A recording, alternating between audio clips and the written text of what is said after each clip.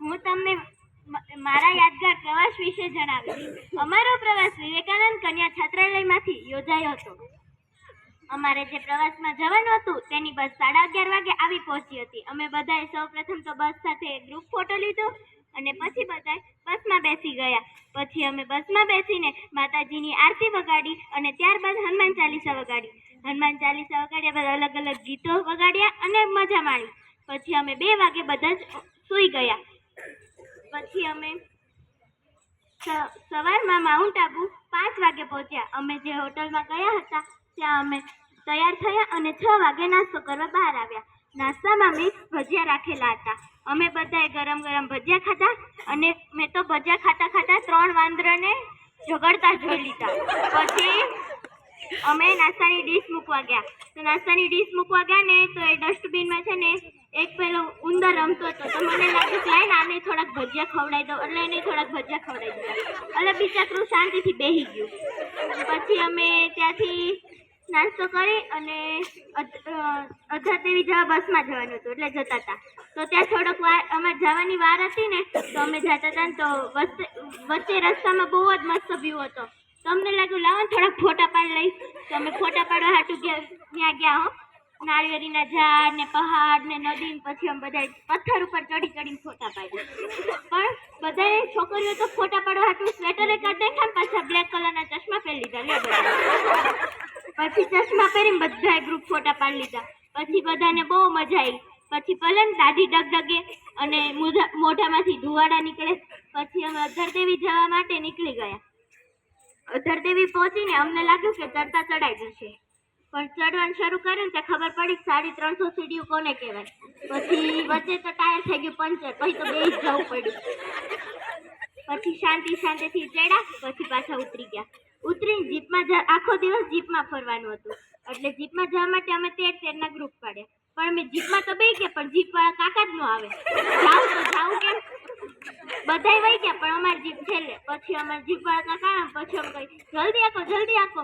પછી અમે ગુરુ શિખર પહોંચ્યા ને તો પેલો ટર્ન આવે ને તો એક સાઈડ બધા બારીને હમણાં તો એવું જ લાગે કે બારીને બહાર જ હમણાં પણ બચી ગયા। પછી અમે ગુરુ શિખર ચડવાનું શરૂ કર્યું પણ અધરદેવી જતા બહુ હાલત ખરાબ થઈ ગઈ હતી એટલે ગુરુ શિખર થોડાક ધીમે ધીમે ચડ્યા। પછી મસાલા છાશ પીતા ગયા અને દત્તાત્રેયની ગુફામાં પહોંચી ગયા। પછી અમે ત્યાં દત્તાત્રેયની ગુફામાં ત્યાં હવન ને એવું બધું હતું એના દર્શન કરીને બહાર આવ્યા। પછી ત્યાંથી ઉપર ગુરુ શિખર ઉપર રામ ભગવાનના પગલા હતા ત્યાં ગયા અને ત્યાં ગયા। પછી ત્યાં એક ઘંટ હતો એની જોડે અમે બધા ફોટા પાડ્યા, પાછા નીચે ઉતર્યા। નીચે ઉતરતા તો એક કિચન વાળા ભાઈ હતા, એ બધાને કિચન બનાવતા હતા। તો એવું લાગ્યું બધાને થોડાક લાવો નામના કિચન બનાવી લઈ, બધા કિચન હોત બનાવી દીધા। પછી નીચે ઉતરી ગયા। પછી મેં તો પેપર બોટ લીધી હતી એટલે મસ્ત લીંબુ વાળી પીતી બસમાં જીપમાં જતી હતી ત્યારે પી લીધી। પછી અમે અચલગઢ ગયા। અચલગઢ 3 પાડા હતા, એક કૂવો હતો એના રોજ ઘી પી જતા હતા એટલે ત્યાંના રાજાએ છે ને એમને તીર માર્યા। એ 3 તીર હતા, એ 3 તીર પાડાને વાઈ ગયા, એકને પગમાં, એકને પેટમાં ને એકને મોઢામાં। એટલે બીજા દિવસે મરી ગયા ને એટલે એ કૂવામાંથી ઘી આવતી બંધ થઈ ગયું। પછી અમે ત્યાં મહાદેવના દર્શન કર્યા, થોડીક ખરીદી કરી। પછી અમે ત્યાં એક ગ્રુપ ફોટો પાડ્યો અને પાછા નીકળી ગયા। પછી અમે દેલવાડા દેર આવી ગયા। પછી ત્યાં તો ફોન ને પર્સ બધું અલાઉડ નહોતું એટલે બહાર મૂકાડી દીધું। પણ છોકરીઓને તો પાછી ઓઢણી ઓઢાડી દીધી। એમ નહીં, છોકરીઓને ઓઢણી ઓઢાડી પણ છોકરાઓને ધોતી જબો ન આપ્યો। બરાબર છે। એટલે આવો અન્યાય અમારી છોકરીઓ જોડે જ થાય, છોકરાઓ જોડ ન થાય।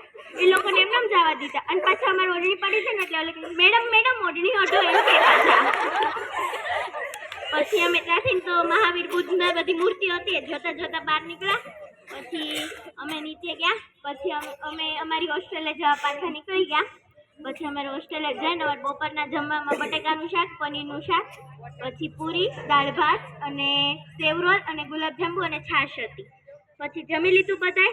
પછી ગૌમુખ જવાનું થયું એટલે બધા પાછા જીપમાં ગોઠવાઈ ગયા। ગૌમુખ ગયા। પછી ગૌમુખ થોડુંક ટ્રેકિંગ હતું, પછી 750 સીડી ઉતરવાની હતી। એમાં નૈલેશ સરે એવું કીધું કે ત્યાં રીચ હશે એટલે બધા ઘડી પર તો બી જ પછી તો હિરલ દીદી હર હર મહાદેવ બોલાતા બધા લઈ ગયા નીચે। નીચે તો ઉતરાઈ ગયું પણ ચડવું કેમ? ચડતા ચડતા બહુ મુશ્કેલ થઈ ગયું. પછી ધીમે ધીમે ધીમે ધીમે ચડ્યા જેમ તેમ. પછી ચડ્યા ને તેની હાલત તો ટાઈટ જ હતી. 750 સીડી કોને કહેવાય એ ખબર પડી ગઈ હતી. પછી ત્યાંથી નખીલેક જવાનું હતું. નખીલેકમાં એવું હતું કે એક રાતમાં ઈ આખું તળાવ છે ને નખથી ખોતર્યું હતું, એટલે ઈ અમે જોયું. પછી ત્યાંથી અમે ત્યાં ગયા ને તો અડધી પ્રદક્ષિણા કરી નખીલેકની. પછી અમે ઉપર ટ્રેક પોઈન્ટે ગયા હતા. તો ત્યાં ગયા ને તો બહુ ત્યાં ટ્રેકિંગ પોઈન્ટ હતું, એટલે ચડીને જવાનું હતું. પણ મને એમ થયું કે લઈને હું શોર્ટકટ લઉં. તમે બધા શોર્ટકટ લીધો. પણ શોર્ટકટ લઈ પડતા પડતા તો પહોંચી ગયા, પણ પહોંચી ગયા પાછા. પણ ઉતરતા વખતે કઈ મેળ ન આવ્યો. ફટાફટ ઉતરતા ને તો પડી તો ગયા જ. પછી નીચે ઉતર્યા. પછી ઉતરી ગ્રુપ ફોટો પાડ્યો. પછી અમને ખરીદી કરવાનો ટાઈમિંગ મળ્યો હતો કે 7 વાગ્યા સુધી તમારે જ્યાં ફરવું હોય ને ત્યાં ફરી લો. પછી અમે 7 વાગ્યા સુધી ફર્યા. 7 વાગ્યા ફરીને આવી એક જગ્યાએ ભેગા થયા. ત્યાં અમે બધા એકાબીજા ચર્ચા કરતા હતા, તે હું લીધું મેં હું લીધું ને એવી બધી ચર્ચાઓ કરી. પછી ત્યાંથી ચર્ચા કરીને અમે બસમાં બેસી ગયા. પણ બસમાં તો બધે ત્યાં ખાલી હોટલે જવાનું હતું ને તોય બધે ઊંઘી ગયા, કેમ કે એટલું બધું ચડ્યા હતા ને તો થાકી જ ગયા હતા બધા. અને ઓલા બસવાળા ભાઈ જવાનું હતું હોટલે ને રસ્તા જાય ગુરુ શિખર વાળા રસ્તે બસ લઈ જાય. પછી હિરલ દીદી કહેવા ગયા કે આ ગુરુ શિખર વાળો રસ્તો છે, અમારે હોટલે જવાનું, બીજી વાર નથી જવાનું ગુરુ શિખરે. પછી અમે હોટલે ગયા. હોટલે રાત્રે જમવામાં પાવભાજી, પછી પુલાવ અને છાશ હતું. અમે ખાધું. પછી બસમાં ગયા ને તો બસમાં તો બધા એટલા થાકી ગયા હતા ને કે ગોલું તો પાકી જ ગયું હતું બધાને. પછી અમે 2 વાગે અહીંયા ગાંધીનગરમાં પહોંચી ગયા મારી હોસ્ટેલે પહોંચ્યા. અડધી નીંદર આવતી હતી અડધાને, અડધા એમને ઉઠેલાનું. અડધી નીંદરમાં બધા પોતપોતાની સામાન લઈને બહાર નીકળ્યા. પછી આવી ગયા હોસ્ટેલે તો આવી ગયા, પણ બીજા દિવસે ખબર પડી કે હોસ્ટેલની એટલી સીડીઓ નથી ચડાતી. પછી હિરલ દીદી એવું કર્યું કે બધાને ફરજિયાત પેરાસિટામોલ પીવાની. બધાને દવા પીવડાવી દીધી. તોય તે છે ને એક દિવસ એવું રહ્યું, પણ બીજા દિવસે હરખું થઈ ગયું. અસ્તુ. જય હિન્દ, જય ભારત.